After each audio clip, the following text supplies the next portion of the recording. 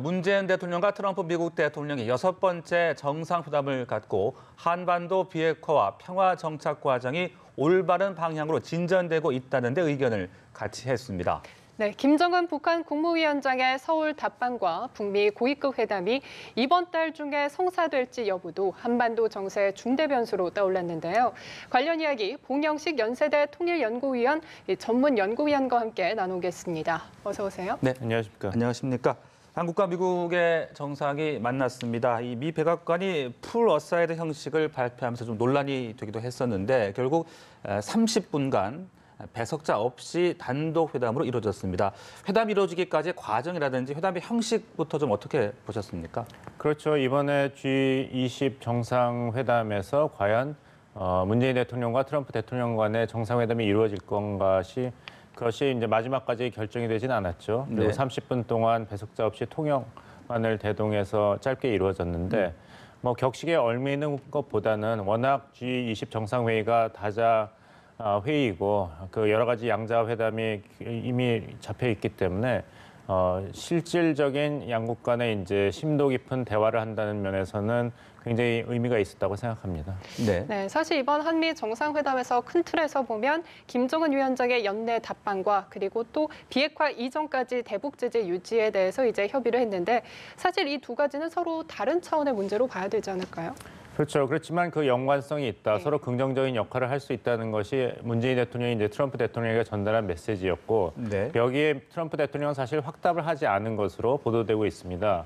이 국내 보도와 또 이거 보이스 오브 아메리카의 보도를 제가 비교해 봤을 때는 네. 미국 측에서는 한국 측도 불가역적인 비핵화, 검증 가능한 비핵화가 이루어질 때까지 강력한 대북 제재가 유지돼야 된다는데 정상이 합의했다. 여기에 방점을 찍고 있고 국내 여론은 이번을 계기로 한국과 미국 간의 네. 이제 남북 관계 개선과 북한 비핵화 추진의 속도 조절에 이제 잡음이 없어졌다. 이런 식으로 조금 다른 보도를 하고 있습니다. 그렇군요. 근데 전반적으로 본다면 결국에는 불가역적인 비핵화 전에 대북 제재 완화가 없다는 메시지가 앞으로 나온 것을 봐서는 네. 문재인 대통령께서도 트럼프 대통령께 여러 가지 이제 협조를 구했겠지만 미국의 입장은 계속 대북 강경 노선이 유지된 것으로 보입니다. 네, 그 문 대통령이 제재 완화를 강조했던 것에 비해서는 다소 물러선 것이 아니냐는 분석들도 있던데요. 그건 어떻게 이해를 하면 되겠습니까? 그렇죠. 아무래도 문재인 대통령께서는 그 북한이 비핵화 그리고 경제 발전을 선택하기 위해서는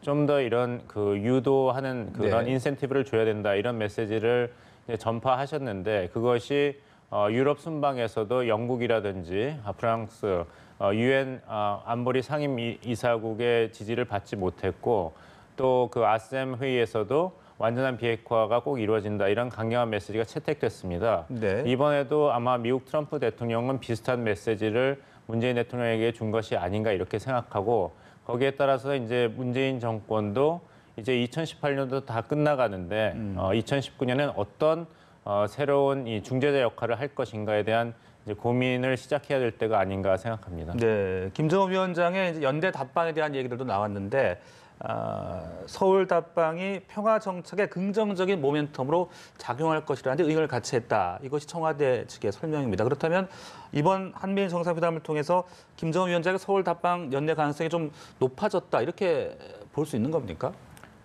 제가 볼 때는 오히려 낮아졌다고 생각합니다. 왜냐하면 네. 그런 식으로 그 한미 정상이 김정은 위원장의 서울 답방이 네. 긍정적인 역할을 할 것이라는 데 합의했다 이런 메시지도 있었지만 예. 북한에서 이번에 기대했던 것은 미국 측의 입장이 좀 더 강경해서 완화되지 않을까 이런 기대를 했을 것입니다.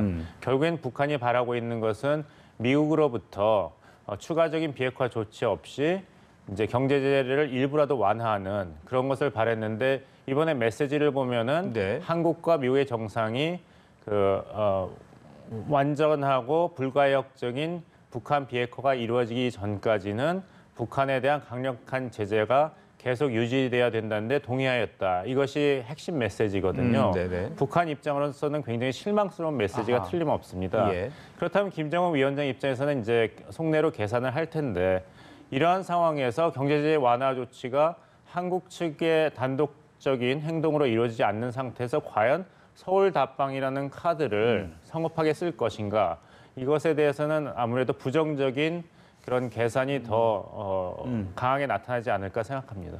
예, 그러니까 다시 정리를 하자면 북한 측에서는 미국이 완전한 비핵화 달성 전까지는 계속 제재 기조를 유지할 것이기 때문에 이런 상황에서 김 위원장이 선뜻 뭐 연내 서울을 답방할지 여부에 대해서는 모두 김 위원장의 결단에 달려 있다는 김 거죠. 위원장의 결단에 달려 있는데 네. 김 위원장이 계산하기에는 미국 측의 태도가 한국이 아무리 설득해도 변하지 않을 것이 보이기 때문에 네. 서울에 올 이유가 없는 것이죠. 아. 서울에 와서 얻을 것이 없다면은 서울에 와서 한라산까지 간다 하더라도 이것이 상징적인 제스처가 되는 것이지 네. 북한이 제일 절실하게 바라고 있는 어떤 그 체제 보장이라든지 아니면은 경제 제재 조치의 일부라도 완화되는 그런 걸 기대할 네. 수 없는 것이죠. 네. 그렇다면 서울에 올 이유가 없고 보다 적절한 시점에 이렇게 중요한 서울 답방이라는 카드를 사용하는 것을 선택하지 않을까 생각합니다. 네, 이번 한미 정상회담을 통해서 김정은 위원장의 답방 가능성이 높아졌다는 분석들도 있는데 봉 위원장께서는 일단은 그 내용들을 봤을 때 오히려 답방 가능성이 높아졌다라고만은 볼 수 없다. 지금 이런 말씀이신 것 같은데요. 그렇죠. 그렇다면은- 만약에 김정은 네. 위원장의 서울 답방을 실현하려면 문재인 정부가 미국의 트럼프 행정부가 완전히 각을 세우면서까지도 한국이 독자적으로 대북 경제 제재 해제 조치를 밟아야 될 것입니다. 네. 근데 이번에 30분간에 트럼프 대통령과 문재인 대통령이 합의한 내용을 본다면은 미국 측에는 만약에 한국이 이런 결정을 한다 그러면 미국 측에서는 그 한국에 대한 이제 신뢰를 거두어 드리겠다 이런 식의 메시지도 전달한 것으로 보입니다. 네, 그렇다면 지금 뭐 13일 정도 올 것이다 이런 설도 나오고 있는데 일단은 좀 부정적으로 보고 계신다고 이해하면 되겠습니까? 네, 그렇습니다. 네, 그렇군요. 자, 그리고 이번 결과 발표에 대해서 앞서도 한국과 미국 언론이 좀 미묘한 차이를 보인다라고 말씀하셨는데 우리는 내년 초에 2차 북미 정상회담을 언급을 한 반면에 미국은 시기를 특정하지 않았다. 좀 이렇게 또 보도가 되고 있거든요. 이 부분은 어떻게 또 일을 해야 됩니까? 그렇죠. 저 미국 측 입장에서 본다면 거기에 대한 확답은 없습니다. 네. 트럼프 대통령의 입장은 계속 그 제2차 미북 정상회담을 원한다. 하지만 이게 무조건적으로 약속하는 것은 아니고 조건이 맞으면 하겠다는 것이고 내년 초면은 이상적이겠다. 이런 입장을 고수하고 있습니다. 네. 따라서 북한이 어떤 비핵화에 대해서 행동 변화 없이 미국이 내년 초라는 시한을 못 박아서 꼭 제2차 미국 정상회담을 할 것이라는 것은 이제 좀 예상하기가 어렵습니다. 그리고 아까 말씀드린 대로 김정은 위원장이 혹시라도 네네. 서울 답방을 하더라도 그것은 남북 간의 어떤 새로운 정상회담이 될 것이지 그것을 통해서 북한과 미국 간의 어떤 새로운 대화 국면 전환이 이루어지기는 힘들 것이다. 이렇게 볼 수 있습니다. 네. 예, 그리고 또 당초 11월 8일에 열릴 예정이었던 북미 고위급 회담 이후 사실 한 차례 연기된 이후 사실상 무산된 분위기지 않습니까? 예, 북미 양측 모두 대화 재개에 소극적인 자세를 취하고 있는데 뭐 언제쯤 조금 재개될 것으로 예상을 하세요? 북한도 미국도 우리가 서두를 것은 없다 이런 입장을 고수하고 있기 때문에 이렇게 네. 대화 재개가 계속 어려워지고 있는데 사실 그 속이 골마가고 있는 것은 제가 볼 땐 북한이라고 생각합니다. 미국 트럼프 대통령 입장에서는 북한의 핵과 미사일 위협이라는 것이 과연 북한이 핵탄두를 탑재한 장거리 미사일로 미국 본토를 공격할 것인가 여기에 달려 있는 것이거든요. 사실 북한의 핵 미사일 능력과 위협에 더 걱정을 해야 될 나라는 미국이 아니라 한국과 일본입니다. 왜냐하면 단거리 미사일인 노동 미사일은 벌써 핵탄두의 소량화, 경량화를 하지 않고도 탑재를 할 수 있습니다. 그렇다면은 김정은 정권이 마음만 먹는다면은 사정권 안에 있는 일본과 한국은 핵 공격을 지금이라도 할 수 있는 것이거든요. 그러니까 트럼프 대통령 입장에서는 내가 미국의 국가 안보를 잘 지키고 있다. 봐라.